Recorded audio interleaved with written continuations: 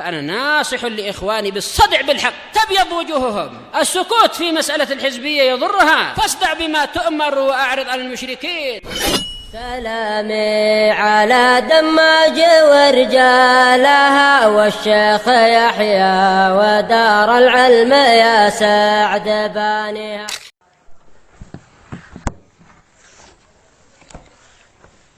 بسم الله الرحمن الرحيم. الحمد لله حمدا كثيرا طيبا مباركا فيه كما يحب ربنا ويرضى الله. أشهد أن لا إله إلا الله وحده لا شريك له وأشهد أن محمدا عبده ورسوله صلى الله عليه وعلى آله وأصحابه ومن تبعهم بإحسان إلى يوم الدين. أما بعد.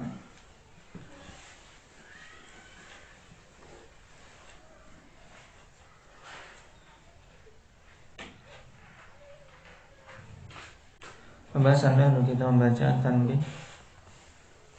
dan faedah yang disebutkan di sini berhubungan dengan permasalahan terkadang bersendirinya seorang perawi yang saduk dihukumi mungkar. Kapan itu? Bang Tina. Apabila diketahui sebab nakarnya. Kalau ketahui sebab nakarah bukan mungkar namanya. Namanya apa? Syad. Namanya ma'lul. Tayyib. Namanya ma'lul. Tayyib. Hadits yang diketahui sebab nakarah yang kemarin kita lewati itu apa? Ma'lul. Seperti misalnya dakhal hadis fi hadis, tatashif.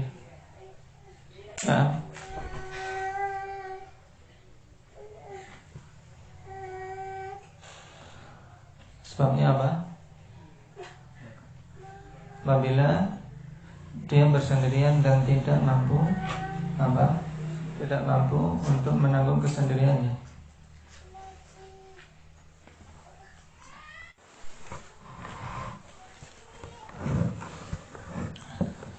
Dan tanbih yang dinukilkan di sini dari perkataan Zahabi bagus alhamdulillah. Naam. Tayyib. Kalau saya bila tafarrud itu dari seorang yang sudu, yaitu hadis yang maksimal derajat hadisnya hasan. Tayyib. Kesendirian dan dia tidak mampu untuk menanggung kesendiriannya, maka terkadang dihukumi mungkar.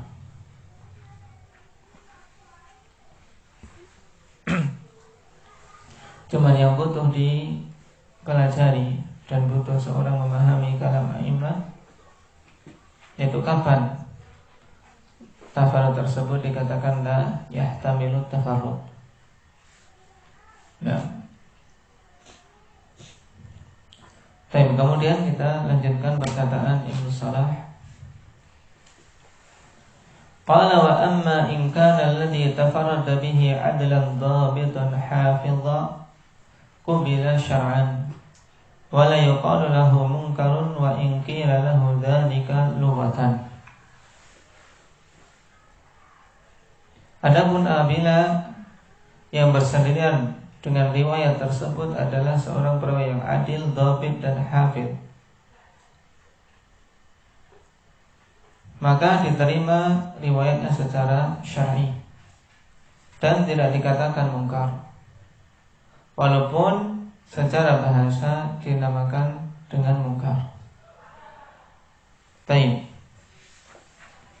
Qala al-mu'alliq hafizahullah ta'ala hadza fihi nadhar wa hiya da'wa 'aridah fala yakunu al-munkar lughatan wa istilahan illa ma ankarahu al-qalbu wa ma yunkaru 'ala ar-ruwati min al-ahadithi fa hiya min ad-dha'if al-mardud. Nah, pernyataan ini butuh dicek ulang. Dan merupakan apa? Dakwah aridah. Maksudnya apa? Suatu pernyataan yang tertolak, tidak bisa diterima. Sebab la yakunul munkaru lughatan wa istilahan ila ma ankarahul qalb. Sesuatu yang mungkar tidak dinamakan mungkar baik secara bahasa maupun istilah kecuali yang diingkari oleh hati. Wa ma yunkaru 'ala ruwati min al-ahadits wa hiya min ad-dha'ifil mardud. Dan apa saja diingkari atas para perawi berupa hadis-hadis, maka itu termasuk deretan dhaif yang tertolak. Wa Ibnu Katsirin qalaha bina'an 'ala ibarat Ibn Salah fi fahmihi li kalamil Baqiji wa rajjaha khilafa qawlihi wa dzakara anna itlaqal hukmi 'ala tafarrudi birraddi aw an-nakarati aw asy-syudud mawjudun fi kalami katsirin min ahli al-hadits. Dan Ibnu Katsir mengatakan di kalimat yang kita baca tadi, akhwanillah, berhubungan dengan tafarrud seorang yang dhabit hafid. Beliau bangun di atas ibarat Ibnu Salah pada pemahaman beliau terhadap kalam Bardiji, dan beliau merajihkan yang menyelisihi perkataannya.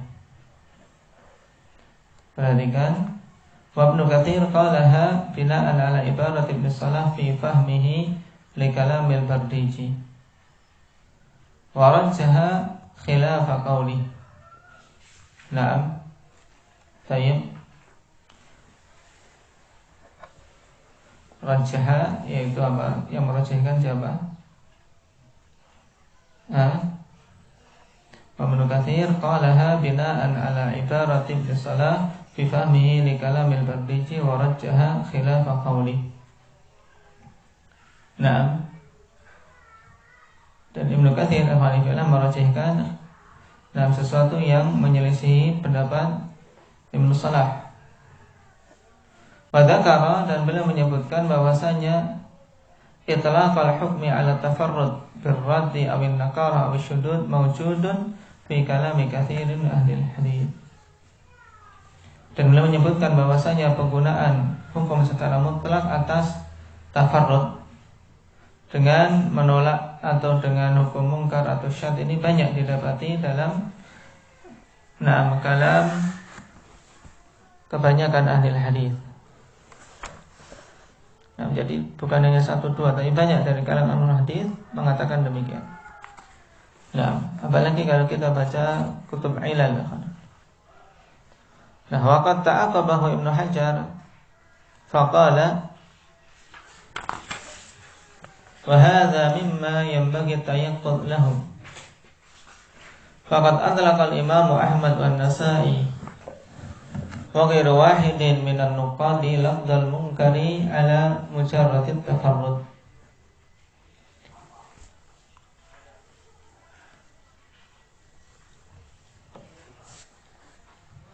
Lakin haitsu la yakunu al-mutafarridu fi waznin man yuhkamu li hadithihi bis-sihhah bi ghairi 'aditin ya'duduhu.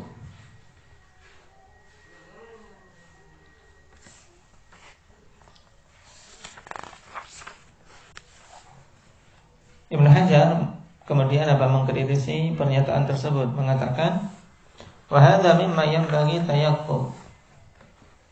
Ini adalah termasuk di antara perkara yang yang seyogyanya tayaqqud lahu, yaitu seorang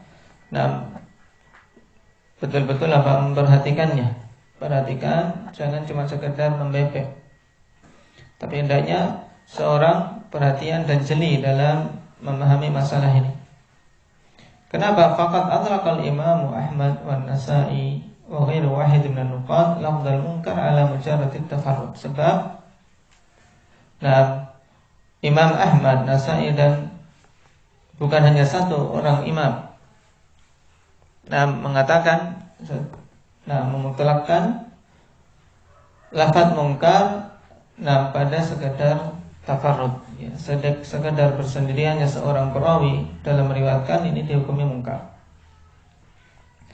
Lakin akan tetapi kapan bersendiriannya perawi dengan suatu riwayat dihukumi mungkar? Haitsu la yakunul mutafarridu fi wazni man yuhkamu li hadithihi bis-sihhah fi ghairi 'adidin lam ya'duduhu. Akan tetapi hal itu terjadi, hal itu tidaklah terjadi.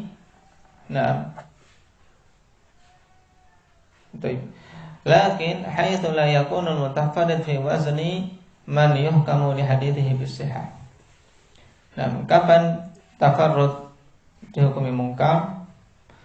Di mana seorang yang bersendirian tersebut tidak berada pada timbangan orang yang dihukumi hadisnya dengan sahih ketika tidak ada yang menguatkan. Ini dia bersendirian dihukumi mungkar kalau apa? Kalau orang ini bukan dalam deretan orang-orang yang hadisnya dihukumi sahih ketika tidak ada penguat. Nah, ini penting. Makanya dikatakan oleh Ibnu Hajar, wa hadza qaidun muhimmun jiddan yufassiru laka itlaqatil Hafidz Ibnu Hajar. Nah, ini adalah batasan yang penting sekali, menafsirkan untukmu pemutlakan yang dibawakan oleh Ibnu Hajar fi ba'dil mawadhi min kutubi, pada sebagian tempat di kitab-kitab beliau. Al-munkar 'ala al-fardil mutlaq kama fi hadis sari wa fi ghairihi. Yaitu itlaqat Ibnu Hajar al-munkar 'ala al-fardi al-mutlaq. Jadi ini penting untuk apa kita bisa memahami kalam Ibnu Hajar, di mana beliau menetapkan hukum munkar pada apa? Pada al-fardil al-mutlaq, yaitu apa? Kesendiriannya perawi secara mutlak. Dalam artian pokoknya ketika dia bersendirian meriwayatkan langsung dihukumi Ibnu Hajar mungkar. Nah, kapan itu beliau akan menghukumi? Kalau perawi ini tatkala bersendirian tidak bisa diterima hadisnya tanpa ada penguat. Tayyib. Wa hadzal kalamul madhkur huna aq'adu wa amtanu ala tariqil muhadditsin. Dan kalam yang disebutkan di sini lebih kuat dari sisi untuk jadikan kaidah dan lebih kokoh di atas metode ulama ahli hadis. Jadi tidak sebagaimana dikatakan oleh Ibnu Katsir. Idza kana alladhi in kana alladhi tafarrada bihi 'adlan dhabitan hafidhan qabila syar'an. Tidak mesti seperti ini. Tidak dikatakan mungkar secara istilah, tapi mungkar secara bahasa. Nah, ini tidak bisa diterima. Makanya yang menjadi patokan apa yang disebutkan Ibnu Hajar. Nah, penggunaan mungkar pada bersendiriannya perawi, walaupun tidak ada mukhalafah. Kalau bersendirian kemudian ada mukhalafah, ini jelas. Di sini bersendirian saja. Nah, sebagian ulama mengatakan apa? Mengatakan juga mungkar. Ini yang dinamakan dengan mutlaqut tafarrud atau al-fardul mutlaq. Ini sama. Kalau ada istilah penetapan mungkar pada mutlaqut tafarrud, ini sama dengan istilah apa? Al-hukmu bin nakarah 'alal fardil mutlaq. Penghukuman dengan kemungkaran atas apa? Al-fardil mutlaq, yaitu kesendirian seorang perawi secara mutlak. Maksudnya apa? Bersendirian tapi tidak ada apa? Tidak ada mukhalafah, tidak ada penyelisihan terhadap riwayat yang lain. Nah, kapan itu dihukumi mungkar? Haitsu la yakunul mutafarrid fi wazni man yuhkamu li hadithihi bis-sihhah bi ghairi 'adidin ya'duduhu. Ini di sini kaidnya yang penting, yaitu ketika orang yang bersendirian ini tidak berada pada posisi seseorang yang dihukumi hadisnya dengan sahih tatkala tidak ada orang yang menguatkannya. Nah, tapi kalau dia seorang imam ketika bersendirian tetap dihukumi sahih walaupun tidak ada penguat, maka ini tidak dikatakan munkar. Ya, paham sampai sini? Paham? Baik. Waqad qala Ibnu Rajab fi Syarh al-Ilal. Wa amma aktsarul huffadzil mutaqaddimin fa innahum yaquluna fil hadithi idza farada bihi wahidun wa illam yarwi istiqatu khilafahu annahu la yutaba' alayhi wa yaj'aluna dzalika illatan fihi. Perhatikan Ibnu Rajab dalam Syarh Ilal, karena ini termasuk pembahasan ilal yang memang pelik. Sebab terkadang apa? Kita tidak mengetahui sebabnya, tiba-tiba ini padahal secara ilmu hadis, secara jarh wa ta'dil dia sadu. Tapi kok seorang imam mengatakan munkar. Nah, ketika dicek kemungkinannya ini. Kalau nggak ada penyelisihan berarti kemungkinannya karena dia apa? Bersendirian.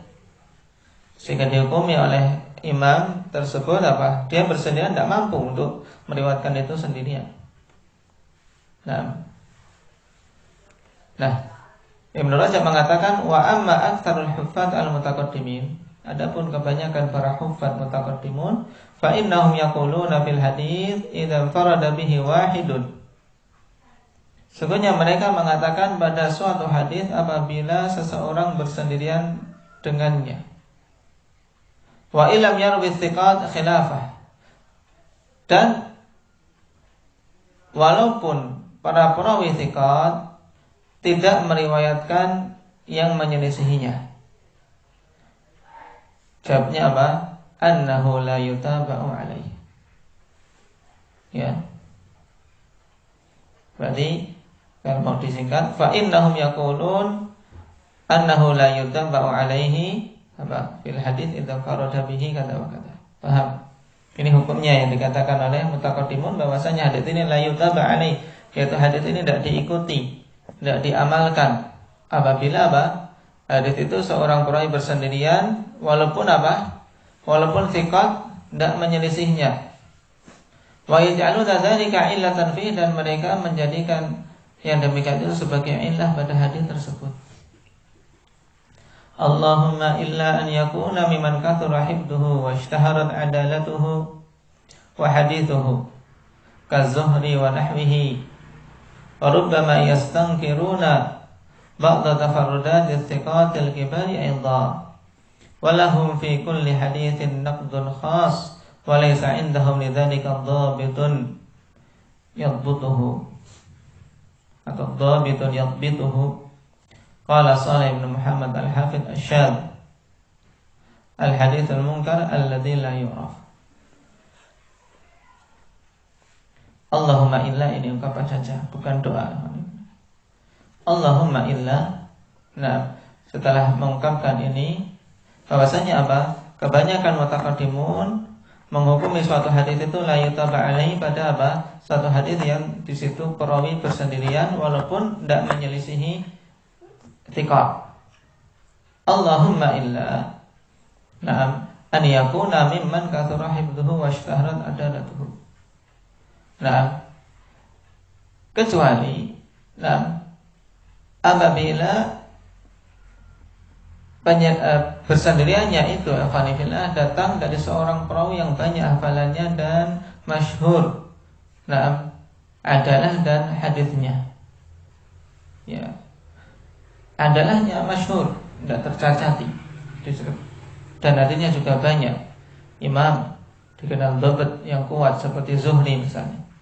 Zuhri kalau bersendirian, ya dia mampu bersendirian. Dan itu pun alhamdulillah terkadang mereka mengingkari sebagian tafarrudat thiqat al-kibar, yaitu riwayat-riwayat thiqat yang bersendirian. Padahal itu thiqat yang kibar, bukan tingkat garis bawah, tapi ini sudah tingkatan tinggi. Dan para ulama hufaz mutaqaddimun fi kulli haditsin naqdun khas, pada setiap hadits memiliki kritikan secara khusus. Masing-masing hadits yang dikritisi memiliki apa? Sisi kritikan secara khusus. Dan yang sulitnya walaysa indahum lidzalika dhabitun yaqtituhu. Mereka dalam masalah ini akhwanifillah tidak memiliki dhabit yang bisa untuk diketahui oleh mutaakhirin bagaimana. Karena terkadang firasah. Karena saking seringnya akhwanifillah, saking seringnya bergelut dengan hadis memiliki firasah yang tajam. Taib sebagaimana tukang emas, atau tukang yang bisa membedakan ini palsu, ini asli, ini dengan memegang saja sudah, oh ini palsu, ini asli. Karena saking seringnya. Taib. Walaysa indahum lidzalika dhabitun yadbituhu. Qala Shalih bin Muhammad al-Hafidh, asyad al-haditsul munkar alladzi la yura. Syad itu adalah hadis yang mungkar yang tidak diketahui. Nah,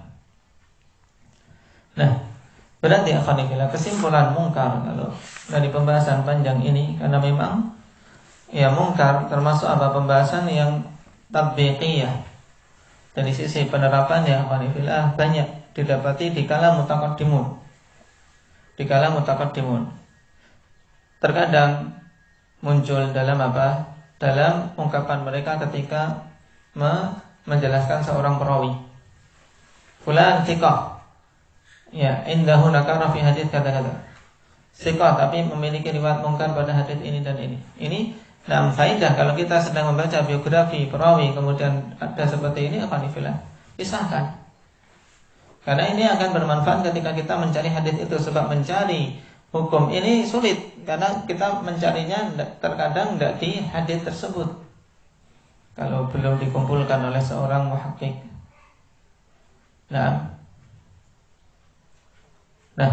yang kalau kita simpulkan sisi mungkar itu kembali pada apa? Pada dua poin utama. Dua poin utama yaitu mukhalafatul dhaif. Penyelisihan seorang perawi yang dhaif terhadap apa? Perawi yang thiqah, atau apa? Tafarrudu, atau dikatakan mutlaqut tafarrud. Lebih mudahnya baik tafarrud. Kalau tafarrud dhaif jelas mungkar, ya tidak. Kalau tafarrud thiqah ini juga terkadang dihukumi mungkar ikhwanillah. Ketika para hufaz menyatakan dia tidak mampu bersendirian pada riwayat tersebut. Jadi pada mukhalafah dan pada mutlaqut tafarrud. Bahkan kalau walaupun yang bersendirian ini seorang yang maqbulul hadis. Makanya kalau kita dapati nas tentang nakar satu hadis, akhwanillah, pegang. Inilah yang terkadang membedakan hukum dalam pengambilan ilal antara dua imam hadis abad ini, kawan. Antara Syekh Muqbil dan Syekh Albani dalam sisi ini berbeda. Kalau Syekh Albani selama zahirnya itu adalah sahih, khalifillah, beliau biasanya tidak menerima hadis itu dikatakan apa? Mungkar. Misalnya seperti hadis salat tasbih. Hadis salat tasbih, Syekh Albani tetap pada pendapat bahwasanya apa? Riwayatnya sahih. Syekh Muqbil awalnya mensahihkan ketika disampaikan kepada beliau adanya i'lal. Karena ada tansis dari sebagian a'immah bahwasanya hadis tersebut tafarrada bihi Musa bin Abdul Aziz Al-Adani. Tafarrud. Berarti dhaif di sini. Belum bersendirian, padahal tidak mampu untuk bersendirian melewatkan hadis yang aneh seperti itu. Baik. Kalau Syekh Albani tidak, ya dia asalnya maqbulul hadis, diterima hadisnya. Kenapa kok dilemahkan? Dengan sebab tafarrud ini tidak bisa. Jadi ini yang menjadikan banyak sisi perbedaan dalam masalah i'lal.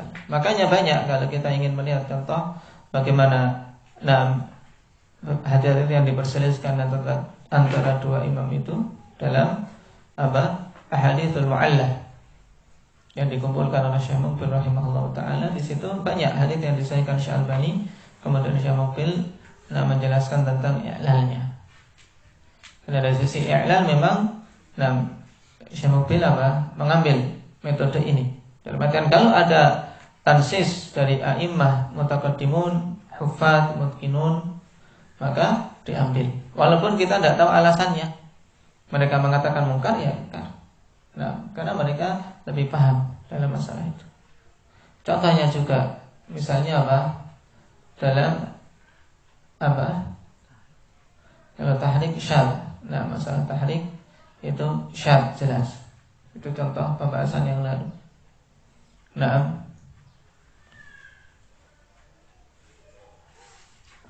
Contoh i'lal yang dan diterima misalnya juga pada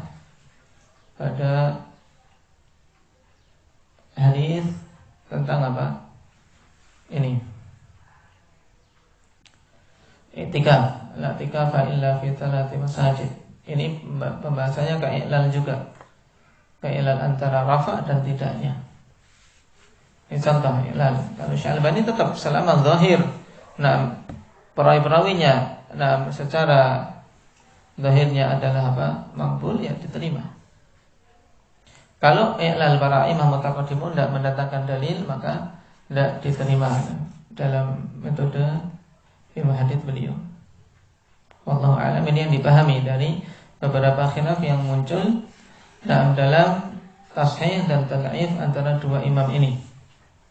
Sehingga ketika kita mendapat khilaf akhwanifillah antara keduanya dalam tashih dan tad'if, kita harus bisa melihat sisi mana yang dikuatkan.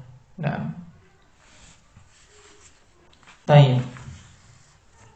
Dengan ini kita selesai dari beberapa pembahasan penting akhwanifillah yang cukup rumit, yaitu antara syadz dan munkar. Syadz dan munkar. Ya memang untuk menetapkan hukum syadz dan munkar akhwanifillah ini butuh tansis. Ini lebih selamat. Kalau kita sebagai para mubtadi'un dalam ilmu hadis, ya ketika melihat ini sangat lemah, paling biasanya mengambil dhaif atau dhaif jiddan, ataupun menghukumi di munkar. Ini syadz butuh butuh pendahulu, ya butuh pendahulu. Baik. Barakallahu fiikum. Ini dulu ada pembahasan naw' al-khamis asyar. Ini juga pembahasan penting, i'tibar tentang mutaba'at dan syawahid. Bagaimana seorang memperhatikan suatu hadis itu ada yang menguatkan, tatkala hadis sahih bisa menjadi hasan li ghairihi dan seterusnya. Barakallahu